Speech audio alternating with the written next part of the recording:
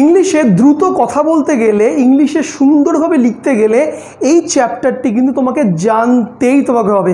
দেখো সারাদিন আমরা প্রচুর বাংলা কথা বলি এবং সেই বাংলা কথাগুলোকে আমরা চাই ইংলিশে সুন্দর করে কনভার্ট করে এবং পারফেক্টলি ইংলিশটি বলতে বা লিখতে।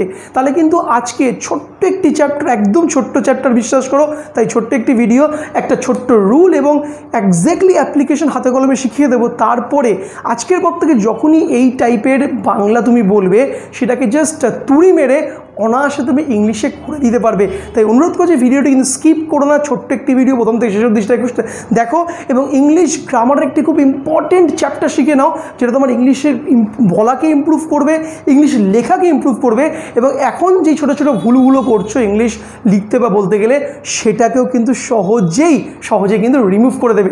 তো চলো সরাসরি ভিডিওতে চলে আসবো। তার আগে ছোট্ট একটা অনুরোধ, ভিডিওটি ভালো লাগলে লাইক করো, শেয়ার করো আর চ্যানেলটি সাবস্ক্রাইব করতে অবশ্যই ভুলো না।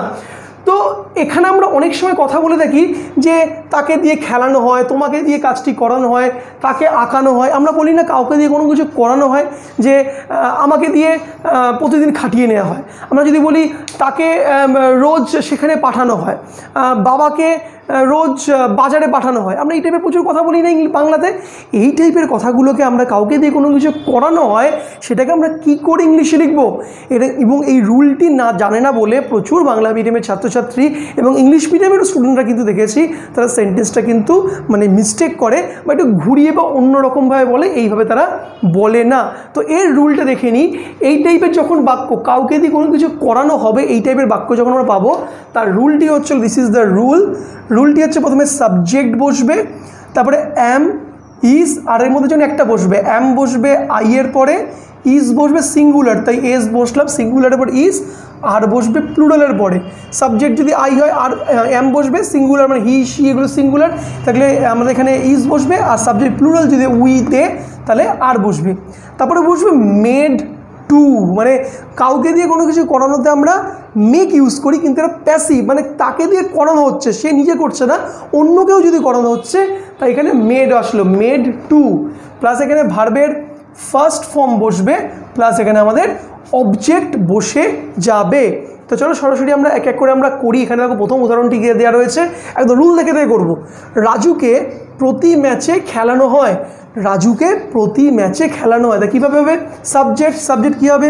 সাবজেক্ট অবশ্যই রাজু এক বচন, তা কী হবে? রাজু ইজ, তারপরে কি মেড টু, যেটা বললাম Raju is made two, verb, খেলানো ইংলিশ কি? Play, Raju is made to play in every match. কতটা নাইস একটা অ্যাপ্লিকেশন শিখলাম, Raju is made to play in every match করে ফেললাম। নেক্সট নাম্বার 2 আমরা দেখি কী আছে।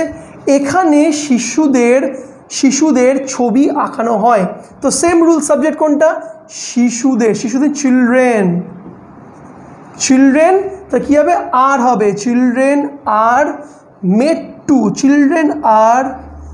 মেড টু, আঁকানো ইংলিশ কি? ড্র, কি আঁকানো? ছবি, পিকচার,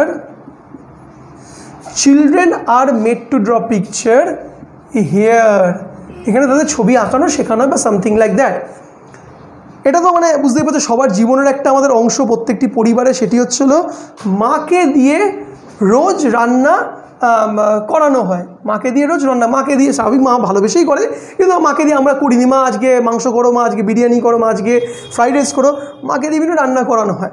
তো এটা কীভাবে লিখবো? সেমভাবে নিজেরাই ট্রাই করো। প্রথমে কী বসবে? অবশ্যই সাবজেক্ট মাদার, তারপরে কী বসবে? আমি যার মধ্যে অবশ্যই সিঙ্গুলার ইজ, তারপরে কী হচ্ছে? Made to, mother is made two, verb কোনটা এখানে? Cook, is made two, mother is made to cook, মাকে দিয়ে রোজ রান্না করা হয়, তা কী করানো? কী হবে? এভরি ডে, হয়ে গেল। দেখো কত ইন্টারেস্টিং একটা ভালো অ্যাপ্লিকেশন। একবার ঝটঝট বলে দিই, Raju is made to play in every match, children are made to draw picture here, mother is made to cook everyday. তো এইভাবে কিন্তু আমরা এই এক্স্যাক্টলি অ্যাপ্লিকেশনটা করতে পারি। কাউকে দিয়ে কোনো কিছু করানো হলে কিন্তু আমরা ঠিক এইভাবেই ইংলিশের লিখবো। এবং এই রুলটি জানা থাকে না বলে অনেকেই কিন্তু একটু ভুল করে বসে বা একটু অন্যভাবে ঘুরিয়ে করলো, সরাসরি তারা করলো না। তো আজকে থেকে আর ভুলও করবে না এবং অন্য ঘুরিয়েও করার দরকার নেই, সরাসরি যেমন লাইন আছে সেভাবেই করবে। খুব একটা ইম্পর্ট্যান্ট অ্যাপ্লিকেশন, নিজের রাইটিংয়ে ইউজ করবে। দেখবে তোমার খাতা যারা দেখবে স্যারেরা, তারা ভাবে বাহ মেয়েটি বা ছেলেটি খুব সুন্দর জানে তো। এবং ইংলিশ কথা বলতে গেলে অবশ্যই ইউজ করবে এবং অন্য কেউ যদি এটা ইংলিশে ব্যবহার করছে বা লিখছে সেটাও বুঝতে কিন্তু সাহায্য করবে অ্যাপ্লিকেশনটি।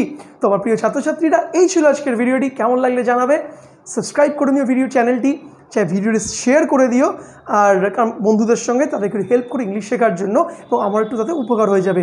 দেখা হবে পরে ইন্টারেস্টিং টপিক। ততক্ষণ good bye, see you once again.